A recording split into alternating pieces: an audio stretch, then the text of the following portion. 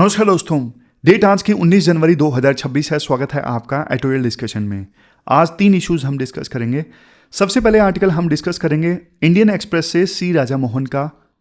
UN को bypass करके Trump एक नई ऑर्गेनाइजेशन बनाना चाहते हैं, बोर्ड ऑफ पीस। क्या मायने हैं इसके और क्या यूएन जो है वो तबाह होने वाला है, सब डिस्कस करेंगे। इंडियन एक्सप्रेस का सी राजा मोहन का आर्टिकल है। दूसरा आर्टिकल हम डिस्कस करेंगे नीट पीजी की कंट्रोवर्सी से संबंधित। नीट पीजी का एग्जाम हुआ था, कट ऑफ जानते हो कितनी गई? -40। जिसके मार्क्स आए वो भी डॉक्टर बनेगा, स्पेशलाइज्ड डॉक्टर, और वो ऑपरेशन करेगा। तो इससे सोशल मीडिया पे काफी बड़ी कंट्रोवर्सी जनरेट हुई, तो इसे भी हम डिस्कस करेंगे। और तीसरा आर्टिकल एजुकेशन में क्राइसिस से संबंधित सुप्रीम कोर्ट की गाइडलाइंस आई हैं, वो डिस्कस करेंगे। और ये बीच वाला आर्टिकल जो है, ये सुप्रीम कोर्ट का एक स्प्लिट वर्डिक्ट आया है ना, करप्शन से रिलेटेड। इसको हमने इंडियन एक्सप्रेस से पिछले हफ्ते ही डिस्कस कर लिया था, शुक्रवार को डिस्कस किया था, है ना। तो वही रिपीट हुआ है, तो इसे हम नहीं डिस्कस करेंगे, जो ऑलरेडी हम डिटेल से डिस्कस कर चुके हैं। चलिए डिस्कशन स्टार्ट करते हैं। हमारी आज के डिस्कशन में पहला इंपॉर्टेंट आर्टिकल ट्रंप के ना बोर्ड ऑफ पीस प्लान से संबंधित है। आपने सिलेबस में जीएस पेपर 2 के आईआर वाले टॉपिक से इस आर्टिकल को रिलेट कर सकते हो। ये सारे जो एस्पेक्ट्स हैं इस आर्टिकल में हम डिस्कस करेंगे कि ट्रंप का ये नया जो प्रपोजल है बोर्ड ऑफ पीस से रिलेटेड, ये है क्या, और क्यों यूएस जो है वो यूएन को बायपास कर रहा है। इस बोर्ड ऑफ पीस का गजा क्राइसिस के साथ में क्या कनेक्शन है, और यूएन और बोर्ड ऑफ पीस दोनों को कंपेयर किया जाता है, इंडिया का क्या डायलेमा है, ये सब हम डिस्कस करेंगे इस आर्टिकल में। लेकिन शुरुआत करते हैं। देखो, यूएन जो है, यूएन बॉडी बनी थी सेकेंड वर्ल्ड वॉर के बाद में, और यूएन को इसलिए बनाया गया था ताकि ना थर्ड वर्ल्ड वॉर होने से रोका जाए, क्योंकि सेकेंड वर्ल्ड वॉर में ना बहुत ज्यादा तबाही हुई थी, और अलग अलग देशों को यह लगा था कि यार हम ना तीसरा वर्ल्ड वॉर तो अफोर्ड नहीं कर सकते। तो इस उद्देश्य के साथ में यूएन बनाया गया था, जिसके सभी मेजर कंट्रीज जो उस समय के 1945 के उस समय मेंबर बन गए थे यूएन के। शुरुआत में शायद 50 कंट्रीज मेंबर थे जब यूएन बना था 1945 में। कमेंट बॉक्स में बताना जब यूएन बना था तो उस समय कितने मेंबर्स थे। अब तो देखो ऑलमोस्ट 193 मेंबर्स होंगे यूएन के, लेकिन उस समय कितने थे। तो राइटर ये बोलते हैं यूएन का काम क्या था। यूएन का काम था वर्ल्ड में पीस लेके आना, लेकिन अब यूएन को बायपास करके ना ट्रंप एक और बॉडी बना रहे हैं जिसे बोला जा रहा है बोर्ड ऑफ पीस। क्या बोला जा रहा है? Board of peace. और दुनिया भर के अलग अलग देशों के लीडर्स को ना इनवाइट भेजा गया है इस बोर्ड ऑफ पीस का मेंबर बनने के लिए। इवन हमारे देश के प्रधानमंत्री पीएम मोदी को भी इनविटेशन भेजा गया है इस बोर्ड ऑफ पीस का मेंबर बनने के लिए। देखो, ओरिजिन कहां से हुआ इस बोर्ड ऑफ पीस का। नवंबर 2025 में ना यूएन में ही एक रेजोल्यूशन पास हुआ था, यूनाइटेड नेशंस सिक्योरिटी काउंसिल में। उस रेजोल्यूशन का नाम है 2803। अब ये जो रेजोल्यूशन था ना यूनाइटेड नेशंस सिक्योरिटी काउंसिल का, रेजोल्यूशन नंबर 2803, ये देखो स्पेशली ना गजा को स्टेबलाइज करने के लिए था। आपको पता है गजा में ना बहुत ज्यादा बमबारी हुई, इजराइल और हमास के बीच में जो वार हुआ ना, उस वार में इजराइल ने गजा को ऑलमोस्ट तबाह कर दिया। गजा को फिर से रीबिल्ड करने की आवश्यकता थी, गजा को स्टेबल करने की आवश्यकता थी। तो ट्रंप ने समझौता करवाया था, हमास और इजराइल के बीच में समझौता करवाया था, और उस समझौते में यह तय हुआ था कि एक बोर्ड ऑफ पीस बनेगा गजा को स्टेबल करने के लिए। उस समझौते में यह तय हुआ था। तो समझौते में तय हुआ था तो यूनाइटेड नेशंस सिक्योरिटी काउंसिल में भी रेजोल्यूशन पास कर दिया गया 2803, ताकि समझौते के उस पॉइंट को इंप्लीमेंट किया जा सके। जब देखो ये रेजोल्यूशन पास हो रहा था ना, तो रशिया और चाइना ने तो एब्सटेन किया, वोट नहीं किया।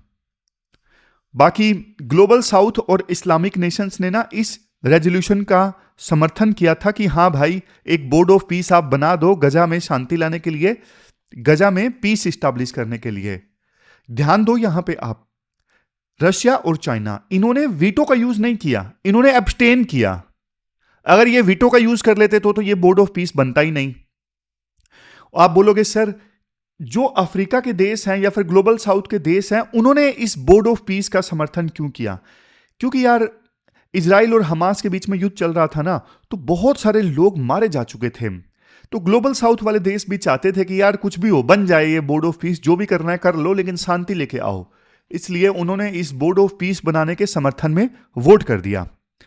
लेकिन अब ध्यान से सुनिएगा, पूरा ध्यान से सुनो। ये जो बोर्ड ऑफ पीस था, जिसका मेंबर बनने के लिए अलग अलग देश के लीडर्स को इनविटेशन भेजा गया ट्रंप के द्वारा। अब ट्रंप ये चाहते हैं ये बोर्ड ऑफ पीस जो है, ये सिर्फ गजा तक सीमित ना रहे, वर्ल्ड के दूसरे जो कन्फ्लिक्ट्स है ना, उनको भी सोल्व करने के लिए ये बोर्ड ऑफ पीस काम करें।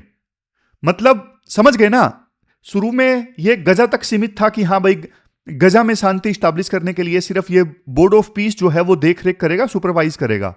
लेकिन अब ट्रंप ये चाहते हैं ये जो बोर्ड ऑफ पीस है ना, वो ना सिर्फ गजा का कन्फ्लिक्ट, गजा में स्टेबिलिटी के लिए काम करे, बल्कि पूरी दुनिया के जो कन्फ्लिक्ट्स है ना, उनको सोल्व करने के लिए ये बोर्ड ऑफ पीस काम करें।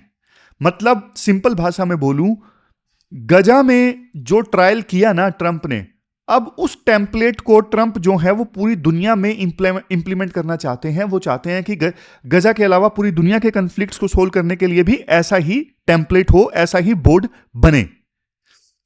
राइटर लेकिन बोलते हैं देखो, यूएन और बोर्ड ऑफ पीस में ना बहुत डिफरेंस है। काइंड ऑफ देखो, उद्देश्य दोनों का सेम हो गया। यूएन को भी इसीलिए लाया गया था कि थर्ड वर्ल्ड वार रोका जाए, कन्फ्लिक्ट रोका जाए, और बोर्ड ऑफ पीस का मकसद भी तो वही है कि हां भाई कन्फ्लिक्ट को सोल्व करना। तो मकसद तो दोनों का सेम है, लेकिन देखो फर्क बहुत ज्यादा है। यूनाइटेड नेशंस किस आइडिया पर बना था? यूनाइटेड नेशंस बना था सोवरिन इक्वालिटी के आइडिया पर। मतलब हर एक नेशन जो है वो बराबर है। जैसे मान लो एक घर है, घर में एक बेटा या बेटी सीईओ है, दूसरा बेटा या बेटी स्टूडेंट है, और तीसरा बेटा या बेटी कुछ नहीं है, एजुकेशन करके खाली बैठा है या बैठी है। 3 बच्चे हैं, तीनों का स्टेटस मैंने आपको बता दिया। लेकिन घर के डिसीजन में ना सबका से सेम। ऐसा नहीं कि सीईओ अगर कोई बच्चा है तो उसको ज्यादा वोटिंग पावर उसकी चलेगी, नहीं। 3 बच्चे हैं, एक स्टूडेंट है, एक खाली बैठा है या बैठी है, एक सीईओ है, तीनों की वोटिंग पावर सेम है। तो उसी प्रकार से जब यूएन बना था ना, चाहे कोई देश पावरफुल हो यूएस से जितना, या फिर कोई छोटा सा देश भूटान जितना या फिर नेपाल जितना, सबकी वोटिंग पावर सेम। तो इस आइडिया पे बना था यूएन, सोवरिन इक्वालिटी के आइडिया पर। और वहां पे होती है कलेक्टिव डिसीजन मेकिंग, मतलब सब मिलके फैसला लेते हैं यूएन जनरल असेंबली में। मैं जानता हूं आपके मन में आ रहा होगा कि सर यूएन सिक्योरिटी काउंसिल में तो वीटो का प्रोविजन है। हां, लेकिन यूएन जनरल असेंबली में तो देखो सबकी पावर इक्वल है और सब मिलकर डिसीजन लेते हैं। तो यूएन जो है वो एक पार्लियामेंट के समान है, सबकी वॉइस है, सबका वोट है। लेकिन ट्रंप ने यूएन को बाईपास करके अब ये जो बोर्ड ऑफ पीस का आइडिया प्रपोज किया है ना, और इसको बनाने के लिए वो प्रयास भी कर रहे हैं। अब यार ये तो कोई मतलब ओपन टू मेंबरशिप नहीं है, ये इनविटेशन ओनली क्लब है। ट्रंप की मर्जी है कि किस लीडर को, किस देश को वो इस बोर्ड ऑफ पीस में इनवाइट करें और किस देश को ना इनवाइट करें। टोटली किसकी मर्जी है? ट्रंप की मर्जी है। ट्रंप ही डिसाइड करेंगे, वही है माई बाप। मेथड ये देखो, यूएस की लीडरशिप डिसाइड करेगी, ट्रंप चेयरमैन होंगे इस बोर्ड ऑफ पीस के। तो ये तो एक प्रकार से प्राइवेट कंपनी की तरह हो गया। किसकी तरह? प्राइवेट कंपनी की तरह। ट्रंप की प्राइवेट कंपनी हो गई, उसकी मर्जी है कि हां भाई किस लीडर को इनवाइट करना है, किसको निकाल देना है। देख लेना आगे ऐसे भी इश्यूज आएंगे, ट्रंप को किसी लीडर की बात पसंद नहीं आएगी इस बोर्ड ऑफ पीस में, और ट्रंप अपने सोशल मीडिया हैंडल पे लिख देंगे कि मैं निकालता हूं, I am firing the leader of this country, मुझे उनकी बात पसंद नहीं आई। वो ऐसा काम करेंगे, देख लेना आप। फिर देखो, आपके मन में क्वेश्चन आना चाहिए जो काफी सारे एक्सपर्ट्स भी रेज कर रहे हैं, क्या ट्रंप जो है वो यूएन को खत्म करने की कोशिश कर रहे हैं? सी राजामोहन बोलते हैं बिल्कुल। आप ट्रंप के डिसीजंस का ना पैटर्न देखिए। जैसे देखो डब्ल्यूटीओ, ट्रंप ने ना डब्ल्यूटीओ को बर्बाद कर दिया। डब्ल्यूटीओ में जजेस की अपॉइंटमेंट होनी थी, ट्रंप ने नहीं होने दी। आप नाटो को देखिए, वेस्टर्न मिलिट्री अलायंस है, ट्रंप ने ये बोला हम नाटो को पैसा क्यों दें, तो नाटो का जो फ्यूचर है वो भी खतरे में है, रिस्क में है।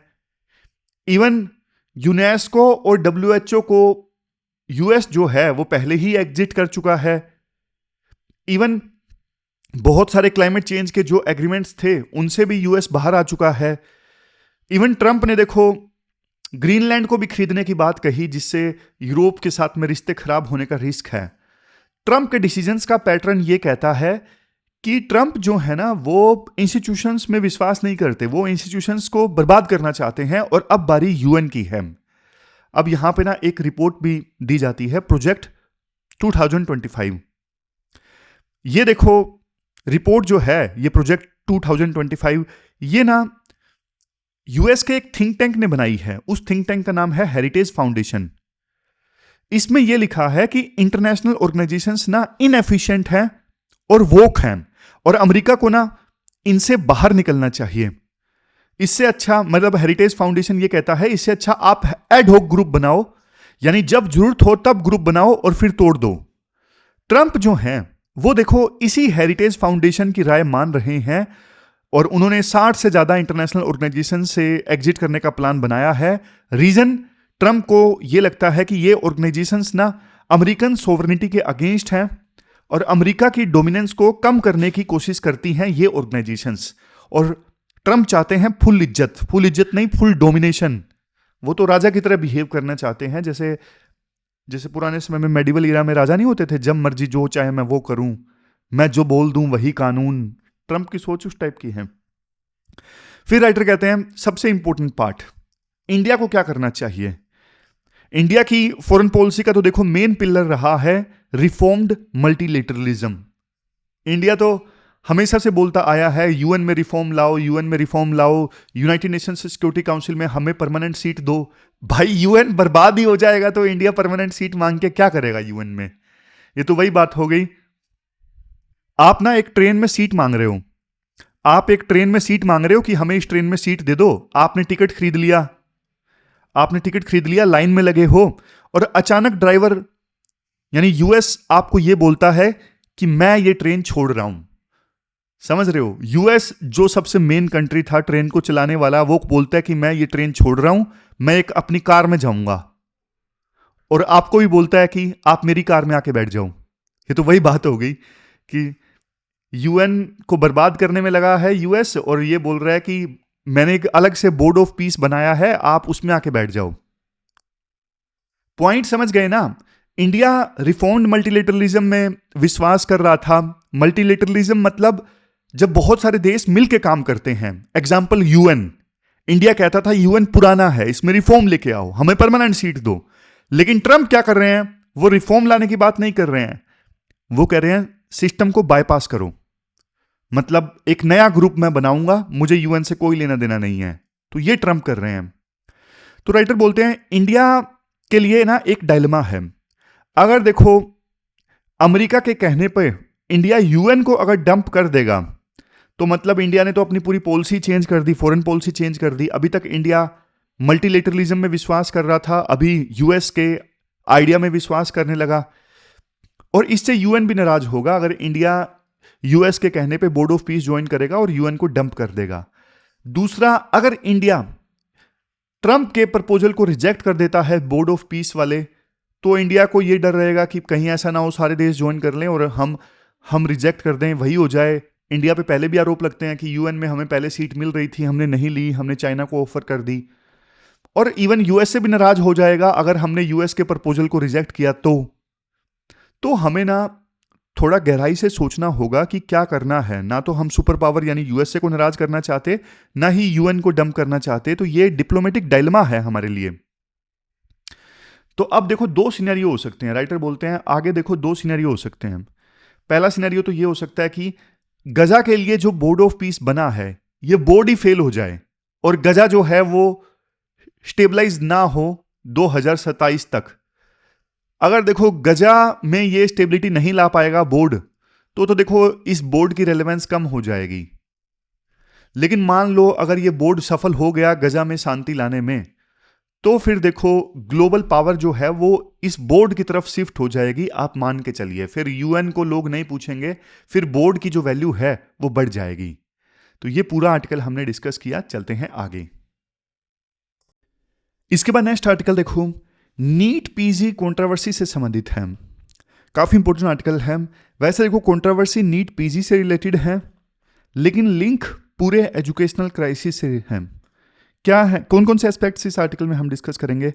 अभी करंट कंट्रोवर्सी क्या है, नीट पीजी की जो कट ऑफ है -40 क्यों गई, और परसेंटाइल वर्सेस परसेंटेज का खेल क्या है। क्या एमसीक्यू सोल्व करना, इससे कोई डॉक्टर बन जाता है एमसीक्यू सोल्व करने से, और कोचिंग सेंटर्स का कल्चर, ये सारी चीजें हम डिस्कस करेंगे इस आर्टिकल में। सबसे पहले कंट्रोवर्सी के बारे में जानते हैं, कंट्रोवर्सी आखिरकार है क्या। अभी देखो हाल ही में ना एक बहुत ज्यादा हंगामा हो गया। सरकार ने ना नीट पीजी की कट ऑफ जानते हो कितनी कर दी, 0 कर दी। नहीं, 0 से भी कम। सरकार ने नीट पीजी की कट ऑफ कर दी -40।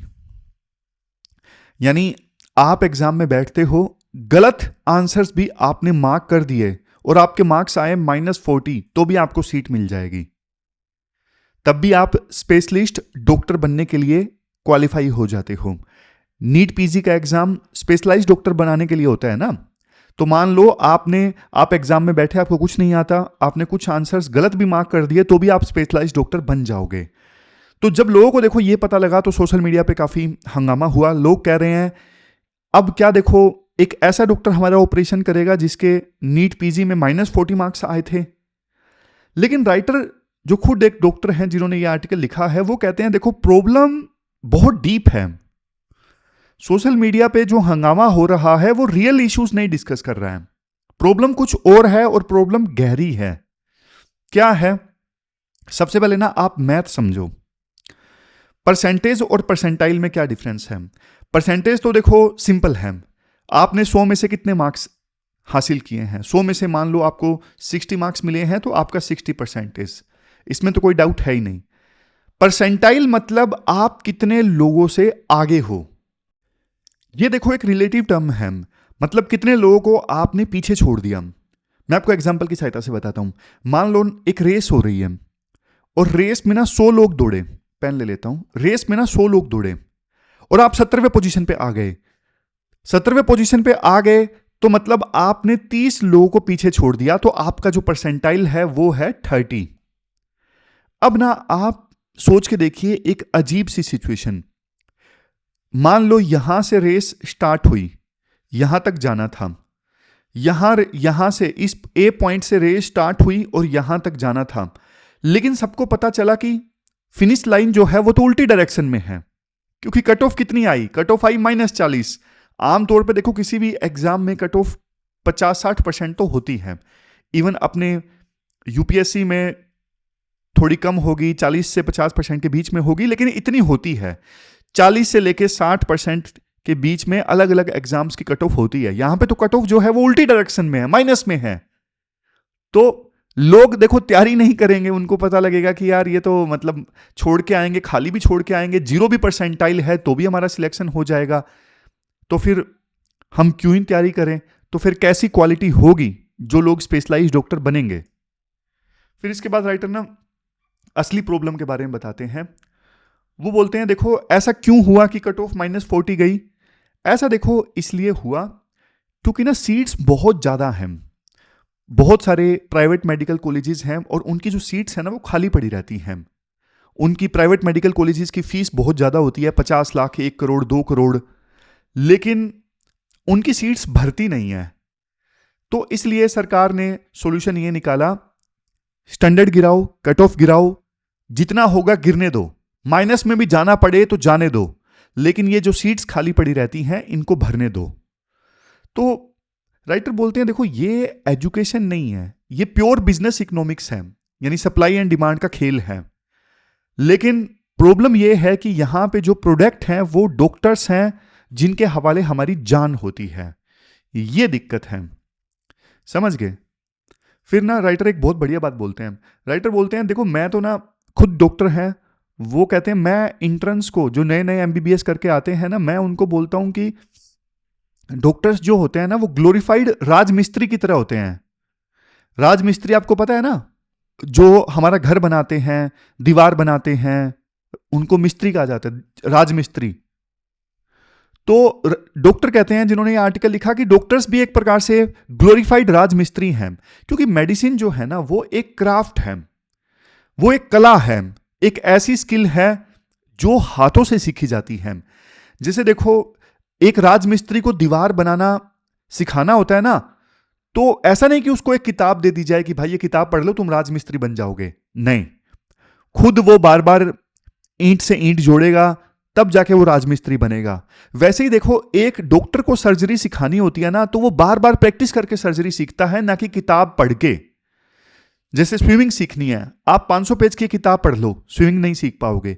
आपको ड्राइविंग करनी है, 1000 पेज की एक किताब पढ़ लो, सारे रूल्स याद कर लो, आप ड्राइविंग नहीं सीख पाओगे। वही चीज डॉक्टरी के साथ में है। लेकिन हो क्या रहा है, अब ये जो नीट पीजी के एग्जाम होते हैं ना, इनमें एमसीक्यू सोल्व करने होते हैं। अब ये जो इंट्रेंस होते हैं, जिन्होंने एमबीबीएस कर ली, अब नीट पीजी का एग्जाम देना है, अब ये लोग क्या करते हैं, ये ना अपनी जो उन्होंने एमबीबीएस की है उसकी प्रैक्टिस नहीं करते, क्योंकि एग्जाम ही ऐसा है, आप एमसीक्यूज को रट्टा मारोगे, आप एग्जाम क्लियर कर दोगे। आपको as a doctor practical knowledge कितनी है वो चेक ही नहीं करते नीट पीजी के एग्जाम में। इसलिए एमबीबीएस करके जो इंट्रेंस होते हैं ना, वो वार्ड में जाना छोड़ देते हैं, वो ड्यूटी को बंक करना स्टार्ट कर देते हैं, और अपने कमरे में बैठ के या फिर इवन डॉक्टर वाले रूम में ही एमसीक्यू रट्टा मारते रहते हैं, क्योंकि उनको लगता है कि एमसीक्यू रट्टा मारने से ही एग्जाम क्लियर होगा, और पेशेंट्स को देख के, पेशेंट्स को मेडिसिन प्रिस्क्राइब करके कोई फायदा नहीं है, वो सिर्फ एक टाइम वेस्ट है। समझ गए? तो नीट पीजी सिस्टम अब गलत कर रहा है। ऐसे डॉक्टर बन रहे हैं जिन्हें थ्योरी आता है, लेकिन अगर उन्हें पेशेंट के सामने खड़ा कर दो तो उनके हाथ कांपने लगते हैं। ऐसे डॉक्टर्स आज के समय में नीट पीजी का जो एग्जाम है वो क्लियर कर रहे हैं। फिर इसके बाद राइटर क्या कहते हैं? राइटर कहते हैं, देखो यहां पे ना एक बहुत बड़ा स्ट्रक्चरल गैप है, स्ट्रक्चरल फ्लॉ है, मतलब कमी है। वो कहते हैं, देखो हमारे यूनिवर्सिटी के एग्जाम्स में क्या होता है, 10 से 20 मार्क्स के डिस्क्रिप्टिव क्वेश्चंस आते हैं, उनका आंसर सब्जेक्टिवली हमें देना होता है। जैसे मेंस में हम आंसर लिखते हैं ना, वैसा आंसर लिखना पड़ता है। और नीट पीजी में तो एमसीक्यू बेस्ड क्वेश्चंस होते हैं, ऑब्जेक्टिव क्वेश्चंस होते हैं। तो राइटर कहते हैं दोनों में देखो एक चीज कॉमन है, क्या है? क्लिनिकल कॉम्पिटेंस, मतलब एक्चुअल पेशेंट हैंडल करने की जो क्षमता है ना, वो चेक नहीं हो पा रही है, ना तो नीट पीजी के एग्जाम में ना यूनिवर्सिटी के एग्जाम में, कि डॉक्टर जो है वो एक्चुअली कितनी उसके अंदर कैपेबिलिटी है पेशेंट को हैंडल करने की। ये जो कोचिंग सेंटर्स है ना, जैसे मैरो है, प्रेप लैडर है, डैम्स है, इवन फिजिक्स वाला का भी एक नीट पीजी की तैयारी करने वाला वर्टिकल है। तो ये सब क्या करवा रहे हैं? ये सब देखो, इन्होंने ना नीट पीजी के मार्केट को कैप्चर कर लिया है, और जैसे मैंने पहले बोला, ये सिर्फ एमसीक्यू सोल्व करना सिखा रहे हैं, रट्टा मारना सिखा रहे हैं। और डॉक्टर्स जो हैं जिनको नीट पीजी का एग्जाम देना है, वो अपनी ओपीडी ड्यूटी बंक कर रहे हैं, और इंटर्नशिप सिर्फ एक फॉर्मेलिटी बन के रह गई है, क्योंकि उनको पता है नीट पीजी के एग्जाम में एमसीक्यू आएंगे, और एमसीक्यू रट्टा मारने से सोल्व होंगे। समझ गए? राइटर अपना पर्सनल एग्जाम्पल भी देते हैं। वो कहते हैं, मेरे पास जो इंटर्न्स है ना, उनको एग्जाम से रिलेटेड एमसीक्यू पूछो, उनको याद मिलेगा, लेकिन उनको एक 5 साल के बच्चे के सामने बिठा दो कि इस बच्चे को फीवर है और खांसी है, इसको पैरासीटामोल सिरप की कितनी डोज देनी है, बिल्कुल ब्लैंक फेस, नहीं पता। उनसे ये पूछ लो, बेसिक रिस्पायरेटरी इन्फेक्शन कैसे चेक करना है पेशेंट के अंदर, नहीं पता। सिर्फ थ्योरेटिकल चीजें आती हैं उनको, सिर्फ थ्योरेटिकल चीजों पे मेहनत कर रहे हैं। फिर एडमिनिस्ट्रेटिव कैओस की भी राइटर बात करते हैं। अगली स्लाइड निकाल लेता हूं, एक सेकेंड रुकिए। हाँ, अब ये पॉइंट आप देखो, गवर्नेंस से भी जोड़ोगे। पिछले कुछ सालों में ना नीट पीजी का एग्जाम कंडक्ट करने में ना बहुत सारा ड्रामा हुआ है। जो काउंसलिंग का शेड्यूल है वो बार बार चेंज किया गया है, लास्ट मिनट में नोटिफिकेशंस आते हैं, कोर्ट में केसेस जाते हैं, नए जो रूल्स हैं अचानक से अनाउंस कर दिए जाते हैं, किसी की कोई अकाउंटेबिलिटी नहीं, कोई कंसिस्टेंसी नहीं। अब आप सोच के देखिए, एक स्टूडेंट है, उसने 4 से 5 साल तक एमबीबीएस किया, अब वो नीट पीजी करना चाहता है, लेकिन काउंसलिंग कब होगी कोई पता नहीं, एग्जाम डेट क्या है बदल भी सकती है किसी भी समय, रूल्स क्या है डिपेंड करता है कि किस दिन आप पूछ रहे हो सकता है कि अभी कुछ रूल्स हो, थोड़े दिन बाद रूल्स बदल जाएं। देखो, जब इतना ज्यादा सिस्टम अनस्टेबल है, अनप्रिडिक्टेबल है, तो आप बताओ स्टूडेंट्स सीरियस कैसे होंगे? तो फिर स्टूडेंट्स क्या करते हैं? शॉर्टकट्स ढूंढने लगते हैं, इजी तरीके ढूंढने लगते हैं एग्जाम क्लियर करने के, सिस्टम को बीट करने के आसान तरीके स्टूडेंट्स ढूंढने लगते हैं, और सिस्टम भी उनकी मदद कर देता है। रिजल्ट निकलता है कट ऑफ -40। कट ऑफ कितनी? -40। फिर इंफ्रास्ट्रक्चर की भी बात की जाती है राइटर के द्वारा, एक बहुत बड़ी डार्क साइड है। देखो, हम जब मेडिकल एजुकेशन की बात करते हैं ना, तो हमारे जहन में ना कुछ ही चीजें होती हैं, जैसे सर्जरी या फिर कार्डियोलॉजी, न्यूरोलॉजी। लेकिन देखो, सर्जरी, कार्डियोलॉजी, न्यूरोलॉजी, ये तो ना मेडिसिन में ना ग्लैमरस ब्रांचेस हैं, बट और बहुत सारी ब्रांचेस हैं, जैसे एनाटॉमी है, फिजियोलॉजी है, फार्माकोलॉजी है, और बायोकेमिस्ट्री है, पैथोलॉजी है। ये सब ना ग्लैमरस ब्रांचेस नहीं है। तो इन ब्रांचेस की जो सीट्स है ना, वो खाली पड़ी रहती हैं, भर्ती नहीं है। समझ रहे हो? मतलब ज्यादा लोग जानते भी नहीं है इन ब्रांचेस के बारे में। क्यों नहीं जानते? पहला रीजन वही बात, ग्लैमरस नहीं है।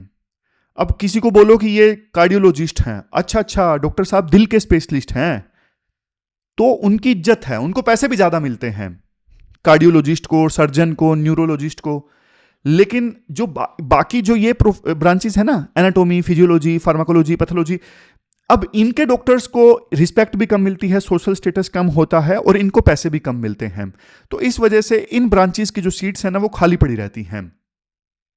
अब खाली पड़ी रहती हैं, डॉक्टर्स नीट पीजी कर ही नहीं रहे हैं इन ब्रांचेस में, तो जाहिर तौर पे देखो टीचर्स भी कम होंगे इन ब्रांचेस में, क्योंकि सीट्स खाली पड़ी रहती हैं, कम लोग नीट पीजी कर रहे हैं इन ब्रांचेस में, तो टीचर्स भी कम होंगे, क्योंकि कम ही लोग तो पास आउट हो रहे हैं ना, पढ़ाएगा कौन? फिर पास आउट ही कम हो रहे हैं, तो टीचर भी कम होंगे जाहिर तौर पे। तो टीचर कम हो रहे हैं, तो फिर और ज्यादा इंफ्रास्ट्रक्चर पुअर होता जाता है इन ब्रांचेस में। बट राइटर बोलते हैं, देखो ये जो ब्रांचेस है ना, फाउंडेशन है। जैसे मान लो एक सर्जन है, सर्जन को कोई बॉडी की एनाटॉमी नहीं पढ़ाएगा, तो वो कंप्लीट सर्जन कोई पर्सन बनेगा कैसे? कोई डॉक्टर बनेगा कैसे कंप्लीट सर्जन, जब उसे बॉडी की एनाटॉमी पढ़ाने के लिए कोई होगा ही नहीं। ठीक उसी प्रकार से देखो, इवन फार्माकोलॉजी की सीट्स भी खाली पड़ी रहती हैं। तो अगर फार्माकोलॉजी का भी कोई टीचर नहीं होगा, तो देखो मेडिसिन के साइड इफेक्ट्स के बारे में सर्जन को, कार्डियोलॉजिस्ट को कौन बताएगा? कोई बताने वाला ही नहीं होगा। ये तो वही बात होगी, आपने बिल्डिंग खड़ी कर दी लेकिन नींव ही कमजोर है। तो ये भी एक बड़ी दिक्कत वाली बात है, फाउंडेशनल क्राइसिस वाली बात है। तो अभी तक देखो हमने ना प्रॉब्लम्स डिस्कस की, लेकिन हमारे यूपीएससी के एग्जाम के लिए तो देखो सॉल्यूशन काफी ज्यादा इंपॉर्टेंट है। तो वे फॉरवर्ड क्या है, सॉल्यूशन क्या है? देखो, राइटर ने ना नेशनल एग्जिट टेस्ट का सजेशन दिया जो आने वाला है। प्रैक्टिस स्टार्ट करने से पहले ये एग्जाम लेना, ये टेस्ट लेना कंपलसरी होगा। लेकिन देखो, अगर मान लो इस टेस्ट का भी पैटर्न वही रहा जो नीट का है, एमसीक्यू, तो फिर क्या ही फायदा होगा? तो डॉक्टर्स की ना क्लिनिकल एबिलिटी चेक होनी चाहिए, ना कि एमसीक्यूज। और यूएस का मॉडल हम फॉलो कर सकते हैं। यूएस में भी USMLE, United states medical licensing examination, ये होता है, लेकिन प्रैक्टिस स्टार्ट करने से पहले, यानी डॉक्टर्स को लाइसेंस मिलने से पहले ये टेस्ट होता है। लेकिन इसमें ना इवैल्यूएशन काफी बढ़िया ढंग से होता है। सिर्फ एक दिन का एग्जाम नहीं होता, मल्टीपल स्टेजेस होते हैं, और काफी सालों में ये एग्जाम होता है। कंसिस्टेंटली बढ़िया परफॉर्म करना पड़ता है, और यहां ना आपको एक्चुअल पेशेंट के सामने खड़ा किया जाता है, और वो स्टैंडर्डाइज्ड पेशेंट होता है, एक्टर जो पेशेंट का रोल करता है, और आपको ना डायग्नोज करके दिखाना पड़ता है, ट्रीटमेंट प्लान बनाना पड़ता है, कम्युनिकेशन स्किल्स दिखानी पड़ती है। मतलब समझ गए? तो एमसीक्यूज में ऑप्शन टिक करना अलग बात है, पेशेंट के सामने खड़े होकर परफॉर्मेंस देना बिल्कुल अलग बात है, जो कि चेक की जाती है यूएस के एग्जाम में, जिसके बाद ही लाइसेंस मिलता है प्रैक्टिस करने के लिए। समझ गए? तो यूएस का एग्जाम देखो ज्यादा बढ़िया है, यहां पे रट्टा नहीं चलता, लॉजिक लगाना पड़ता है, प्रॉब्लम सॉल्विंग स्किल दिखानी पड़ती है कि हाँ भाई पेशेंट के सिम्टम्स ये हैं, हिस्ट्री ये है, टेस्ट ये है, अब बताओ क्या डायग्नोसिस है और क्यों। यहां पे सिर्फ आंसर्स नहीं चाहिए, रीजनिंग भी चाहिए। तो हमें भी वैसा ही टेस्ट कंडक्ट करना होगा, तब जाके डॉक्टर्स को लाइसेंस मिले प्रैक्टिस करने का। तो ये पूरा आर्टिकल हमने डिस्कस किया। चलते हैं आगे। इसके बाद नेक्स्ट आर्टिकल भी देखो एजुकेशन से संबंधित है, लेकिन थोड़ा अलग डायमेंशन है।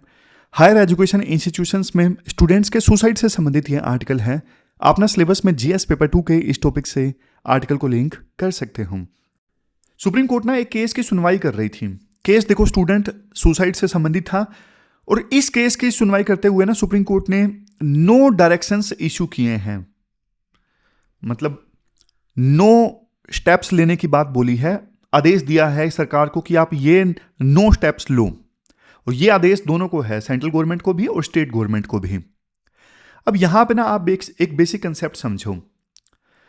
देखो नॉर्मली जो सुप्रीम कोर्ट है वो देखो पॉलिसीज में दखल देती नहीं है, लेकिन जब देखो सिचुएशन आउट ऑफ कंट्रोल हो जाए तब जाके सुप्रीम कोर्ट आर्टिकल 142 का यूज करती है डायरेक्शंस देने के लिए, यानी पॉलिसीज में इंटरफेयर करने के लिए।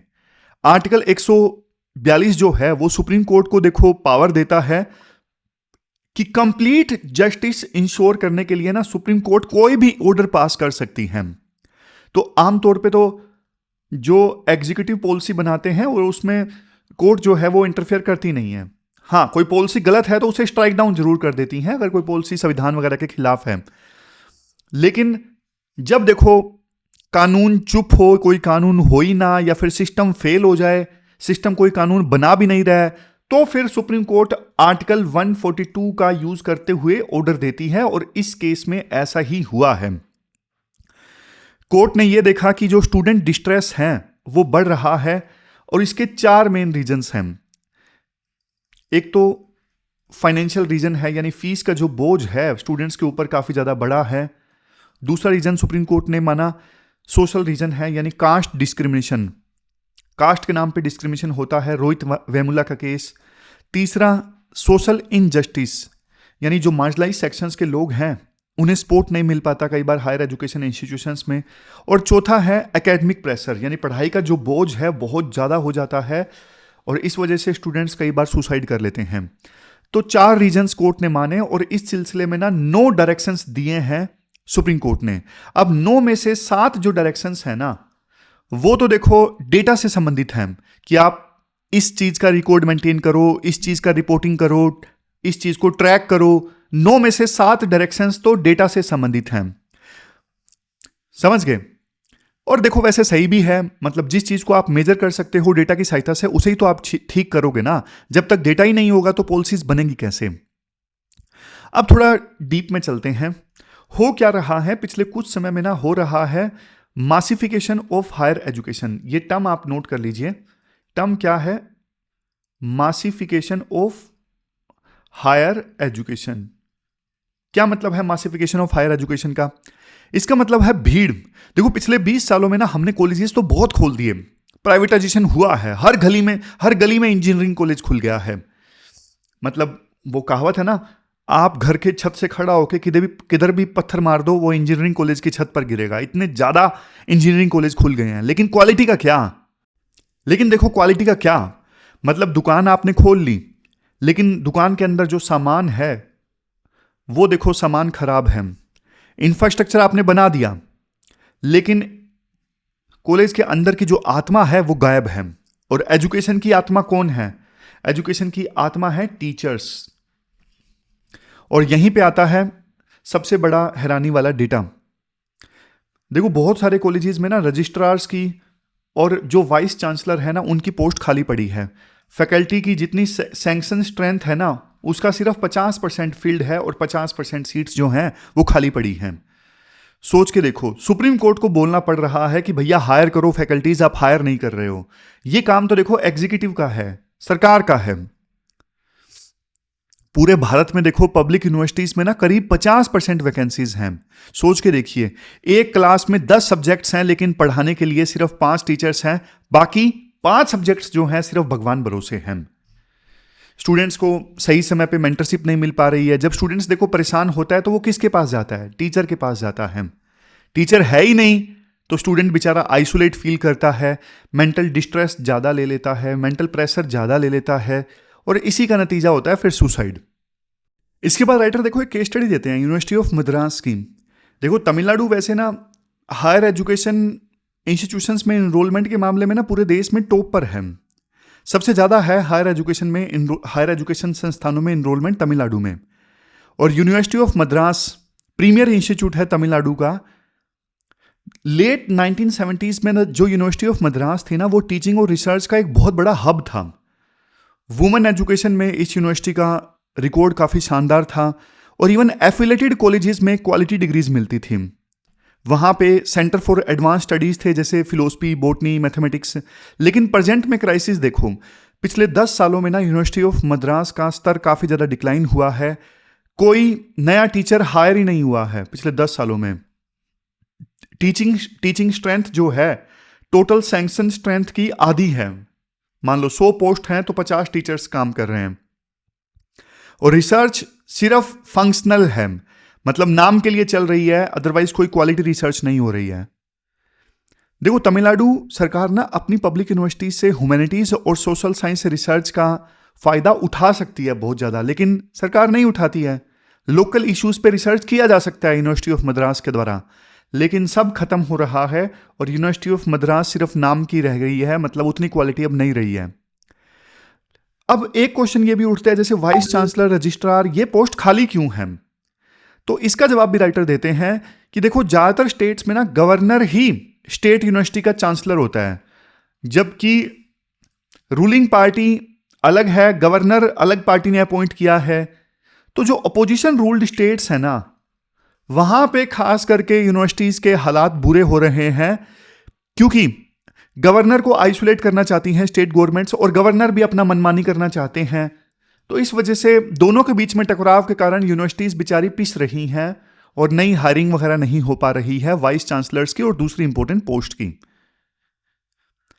फिर इसके बाद में राइटर बोलते हैं, देखो, फैकल्टी हायर करना ना 2 दिन का काम नहीं होता। यूजीसी को पूरा प्रोसेस फॉलो करना पड़ता है, 6 महीने लग जाते हैं। और सबसे बड़ी बात, पैसा। स्टेट गवर्नमेंट्स के पास में ना हमेशा फंड का भी क्रंच रहता है। तो यूनियन गवर्नमेंट को ना सिर्फ सपोर्ट देना पड़ेगा बल्कि पैसा भी देना पड़ेगा। फिर करप्शन की भी बात की जाती है कि देखो, मॉरल करप्शन बहुत ज़्यादा हो रहा है यूनिवर्सिटीज़ में। मतलब ऐसे लोगों को टीचर और प्रोफेसर के तौर पे हायर किया जा रहा है जो आइडियोलॉजिकली रूलिंग पार्टी की तरफ ज़्यादा इंक्लाइंड है। मेरिट के बेसिस पे प्रोफेसर्स और टीचर्स का चयन नहीं हो रहा, आइडियोलॉजी के बेस पे हो रहा है कि ये राइट विंग का पर्सन है, ये लेफ्ट विंग का टीचर है, तो उस आइडियोलॉजी पे हो रहा है। तो इससे मेडिकोर टीचर्स आ रहे हैं। जब देखो टीचर्स ही मेडिकोर होंगे जिनको सिर्फ आइडियोलॉजी के बेस पे चुना गया है, तो आप बताओ स्टूडेंट्स की क्वालिटी कैसे अच्छी होगी। तो अब ना सुप्रीम कोर्ट ने ना 4 महीने का टाइम दिया है वैकेंसीज भरने के लिए, और आर्टिकल कहता है, देखो, बहुत मुश्किल टास्क है, इतना जल्दी टीचर्स की रिक्रूटमेंट जाहिर तौर पे नहीं होगी, और क्वालिफाइड फैकल्टी मिलना भी मुश्किल होता है।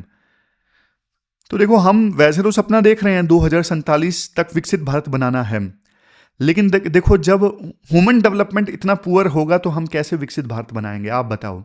तो ये पूरा आर्टिकल हमने डिस्कस किया। लास्ट में क्वेश्चन देख लेते हैं जो आपको अटेम्प्ट करना है।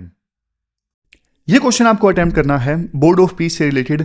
250 वर्ड्स में आपको इस क्वेश्चन का आंसर देना है, और 15 मार्क्स का ये क्वेश्चन है। तो ये थी हमारी आज की डिस्कशन। कल मिलते हैं फिर से एक नई डिस्कशन के साथ। तब तक आप अपना ध्यान रखिए, अच्छे से पढ़िए। Thank you very much for discussion.